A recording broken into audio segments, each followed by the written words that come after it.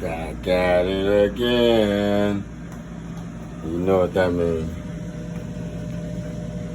Yeah, I eat alone, so it's for me.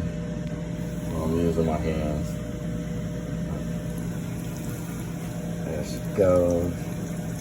Air fryer. I got an air fryer. It's over there. And an Instapot. But yeah, fried chicken. It don't come out like that. Air pot don't do that.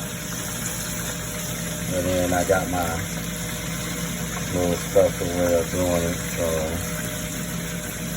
I am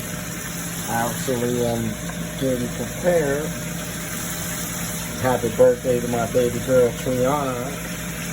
So I'm just getting some chicken to cook. I got some soaking. I got my processors going.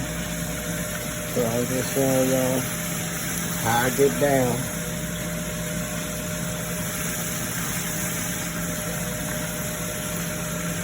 Inside J3rd cooking with some chicken. Well, I got that going. To get that kind of yard bird, I'll let you know. I'll show you. But that's all chicken there soaking, and then there's chicken still to be cooked. So I love it. Ching ching.